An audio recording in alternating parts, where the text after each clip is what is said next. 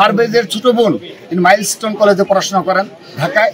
তিনি নিরাপত্তাহীনতায় ভুগছেন। তারা তার সন্তানকে হারিয়েছে, কিন্তু এখনো অজ্ঞাত নাম্বার থেকে তাদেরকে প্রতিনিয়ত হুমকি দেওয়া হচ্ছে।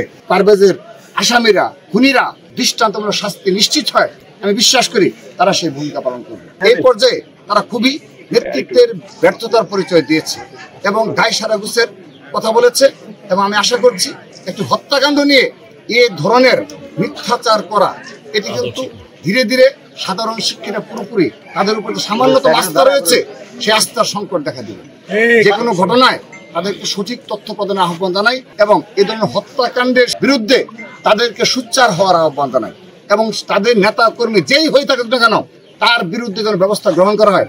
তারা যেভাবে শুরুতে ভুল করেছে, প্রভাব বিস্তার করার চেষ্টা করেছে, তারা যেন তাদের ভুল বুঝে এখন যেন এর সঠিক তদন্তের মাধ্যমে যেন এই পারভেজের আসামিরা, খুনিরা দৃষ্টান্তমূলক শাস্তি নিশ্চিত হয়, আমি বিশ্বাস করি তারা সেই ভূমিকা পালন করবে।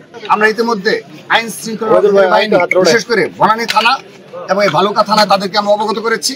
আমরা আজকের এই প্রেস কনফারেন্সের মাধ্যমে আবারও বলতে চাই, এখনো এই পারভেজের পরিবারকে, তারা তার সন্তানকে হারিয়েছে, কিন্তু এখনো অজ্ঞাত নাম্বার থেকে তাদেরকে প্রতিনিয়ত হুমকি দেওয়া হচ্ছে। শুধু তাই নয়, পারভেজের ছোট বোন তিনি মাইলস্টোন কলেজে পড়াশোনা করেন ঢাকায়। তিনি নিরাপত্তাহীনতায় ভুগছেন, আমাদের কাছে নিরাপত্তা চেয়েছে, কিন্তু এই নিরাপত্তা দেওয়ার দায়িত্ব অবশ্যই রাষ্ট্রের আইন শৃঙ্খলা রক্ষাকারী বাহিনীর। কিন্তু আমরা অতীব দুঃখের সহিত লক্ষ্য করছি, বিগত 8.5 মাসে এই দেশে আইন শৃঙ্খলা রক্ষাকারী ব্যাপক অবনতি পরিস্থিতি, ব্যাপক অবনতি ঘটেছে এবং এই নির্দলীয় সরকারের সত্যিকার অর্থে আইন শৃঙ্খলা রক্ষাকারী বাহিনীর উপর কন্ট্রোল রয়েছে কিনা আমরা সন্দিহান। কিন্তু আমরা ছাত্রদলের প্রশ্নে আপোষহীন। আমরা আমাদের দীর্ঘদিন লড়াই সংগ্রাম করে অনেক অত্যাচার নির্যাতন সহ্য করে আজকে স্বাধীনভাবে একটা বাংলাদেশের স্বপ্ন, একটা স্বাধীন বাংলাদেশের বিনির্মাণে ছাত্রদল নিরলস পরিশ্রম করে যাচ্ছে।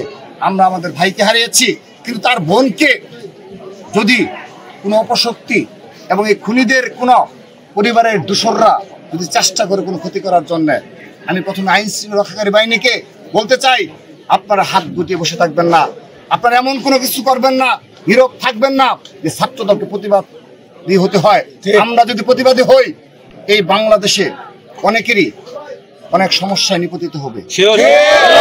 আমরা ভাইদের হারিয়েছি, ভাইকে হারিয়েছি, কিন্তু তার বোনকে নিরাপত্তা নিশ্চিত করতেই হবে। যদি সেই নিরাপত্তায় কোনো গাফিলতি আমরা লক্ষ্য করি, আমরা আমাদের মতো করে পদক্ষেপ নেব। পরিবারকে আশ্বস্ত করেছি, তার বোন মাইলস্টোন কলেজে পড়াশোনা করবে এবং ছাত্রদল তার সার্বক্ষণিক খবর রাখবে।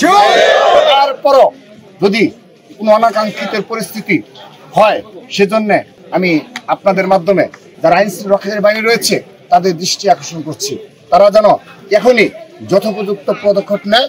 সেক্ষেত্রে আমরা বাংলাদেশ জাতীয় ছাত্রদল তাদেরকে অবশ্যই সহযোগিতা